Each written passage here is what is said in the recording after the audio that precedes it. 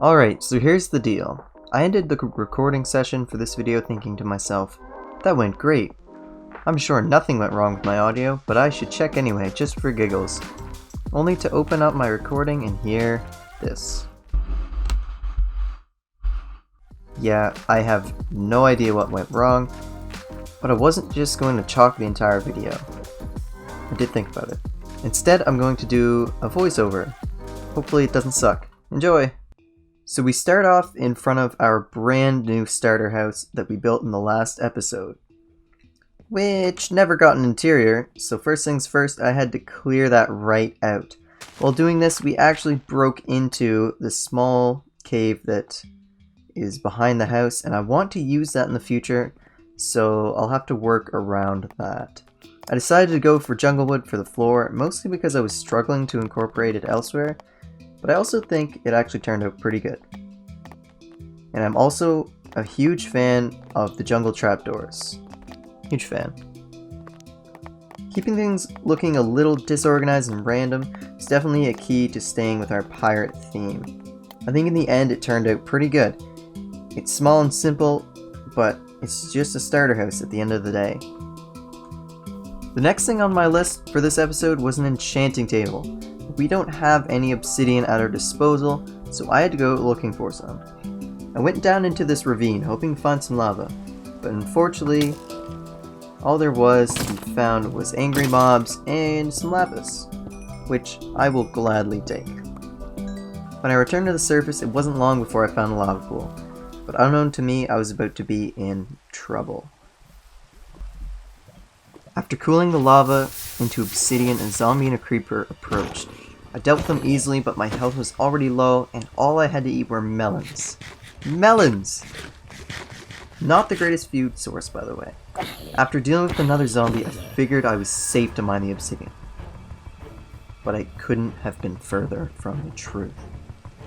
When a skeleton and a baby zombie joined the fight, I knew I was in trouble.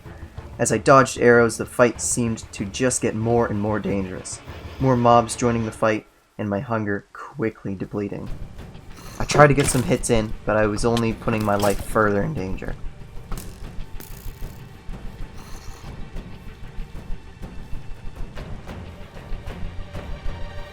I spotted some sheep and quickly thought of the only way I was going to win this fight, and that was with the help of the sun. Daylight was too far out of reach to wait, so I needed to bring out the sun myself.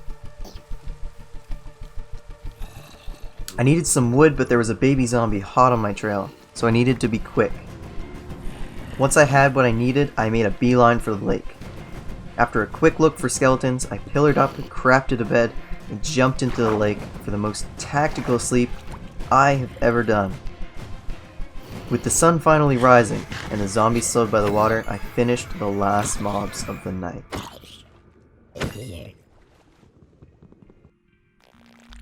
With that threat over, I could finally start the treacherous task of gathering obsidian. I grabbed 16 in total because enchanting isn't going to be the last thing that we do today.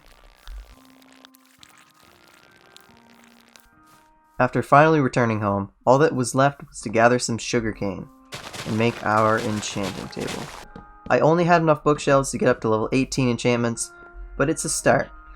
I did some low-level enchants for our tools and armors, and we were ready for our next venture.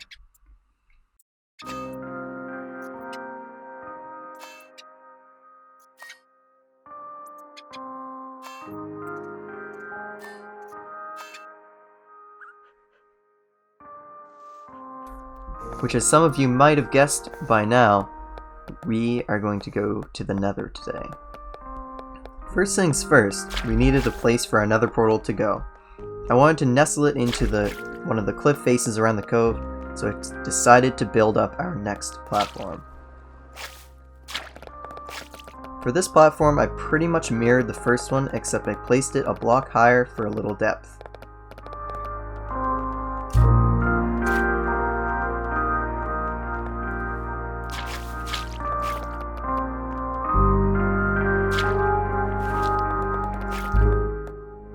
Before I finished off the second dock, I decided to put ladders down into the water since I don't have a bridge across yet.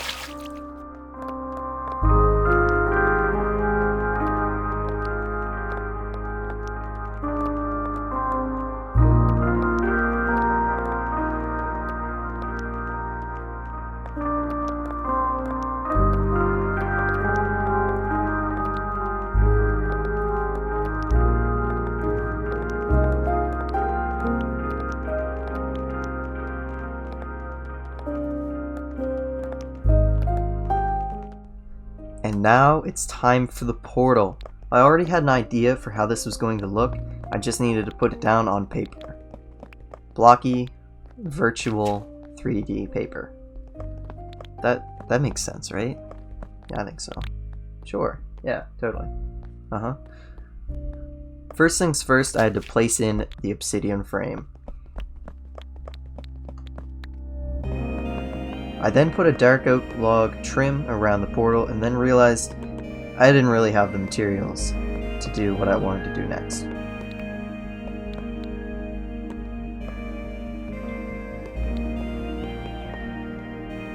In the kerfuffle of getting together materials, I almost mistook my parrot for an apple. So that's his name now. I placed in a backdrop to the portal, which admittedly wasn't as prominent as I thought it would be, but we moved on anyway.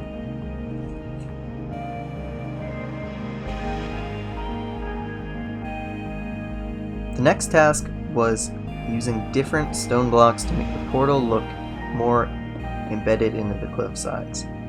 What follows is just going to be a lot of detailing, so I'm just going to let the music take over.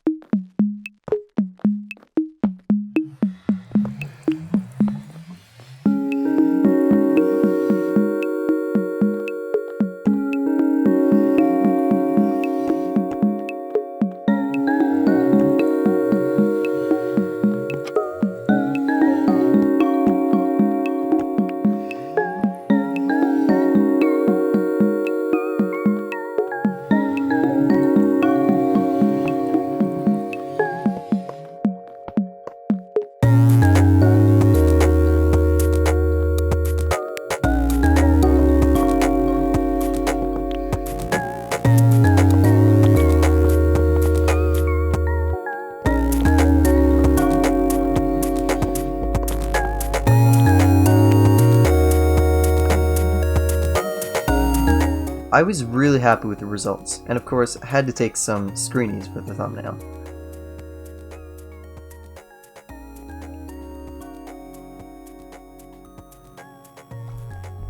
With the portal complete, the final thing we had to do was enter the nether dimension.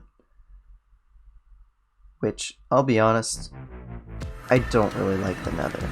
It's cool, but no thanks. After stepping through the portal, my first glance at our nether spawn really disappointed me, to be honest. And after a little more exploration, I still felt that way. I did, however, catch myself on fire, so that's fun. After a bit of pondering, I decided I would dig a tunnel for a little while and just hope I would hit the open nether. Not much digging later, I started to hear a gas, so I knew I was getting close. Finally, I emerged at the edge of a crimson forest, only to be immediately attacked by ghasts. Although they quickly stopped paying me attention, and that's when I spotted it. There was another fortress right there, not 200 blocks away from my portal. I quickly had to run away though, because I forgot I had gold armor and I could hear some piglins. I of course had to run back for a quick screenshot, and then I escaped with my head still attached. Only to spawn at the top of a jungle tree. Which is it's a weird thing that nether portals do. Sometimes they just don't like to connect upright. It's a mess, and I'm gonna fix it. But as a good procrastinator would do, I'm not gonna fix that now. I'm gonna do that later. Because this is actually where our journey ends for today. If you guys did enjoy today's video and you want to see more, like, subscribe, hit that bell, maybe comment below, all the good stuff.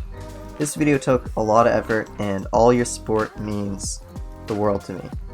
Let me know if you want to see more of this commentary style in my videos. It was a lot of fun to make, but until next time, stay slothy. Bye!